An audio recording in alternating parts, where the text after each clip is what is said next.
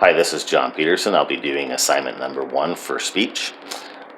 First of all, I'd like to thank Dr. Davis for forcing me to do this via a cell phone camera.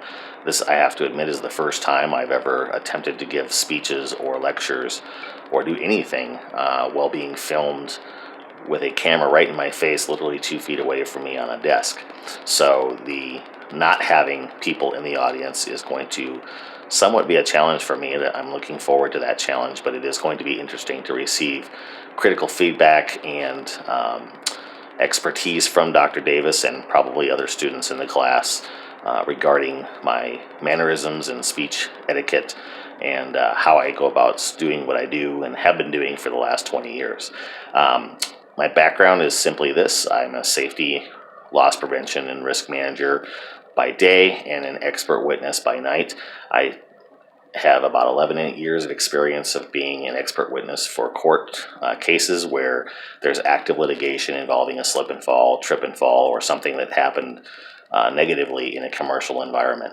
I enjoy educating the jury. I enjoy educating the court as an expert witness, and it is a lot of fun doing that, especially the sparring that goes back and forth between me and attorneys during deposition.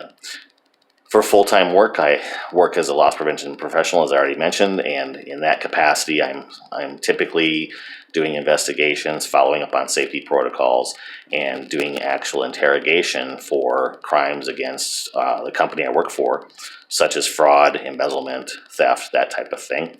And that, again, is also another avenue where I get to sit at a table across from an opponent and verbally spar, debate, and interrogate for things that they may or may not have done, and try to figure out the truth on behalf of the company that I work for as far as what happened to their money or to their property or to their assets.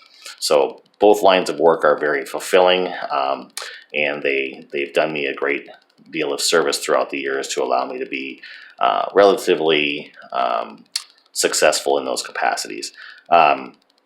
A little bit about my personal. I've been married for about 25 years, and when I'm not at work, my wife and I are search and rescue technicians, and we volunteer for our community and help find people that are in duress, that need medical assistance, or that are lost. We've been doing that for about 6 years now, and that's been a lot of fun to do as well. And when we're not doing that, we like being at home. We tend to garden a lot. We eat a lot of vegetables. We don't eat a whole lot of meat and dairy, so we try to stick to the vegetables as much as we can. Being that we're getting of age now, that is important to us. Lastly, I'll leave you with why am I a student at the age of 49? And that is simply I got kind of stagnant in my career and thought, why not pursue my degree? I already have the coveted designation as a certified safety and health professional, and I thought getting a degree would open up some doors for me professionally. It allows me to get more credentials and pursue higher education in the world of safety, which currently is my passion. And just because I'm approaching 50 doesn't mean that I'm ready to retire. I still got about 15 or so years before I need to do that. And so every amount of education and the more knowledge I have, the more powerful I can become in the safety world and hopefully help people as a result. So that's it for me. I hope you enjoyed this short video for Unit 1, and I look forward to doing Unit number 2. And hopefully this process becomes more comfortable as time goes on. Again, without an audience, it's kind of hard where no one's nodding their heads or giving me any kind of verbal cues that they understand what it is I'm saying. So anyway, I bid you adieu and good night.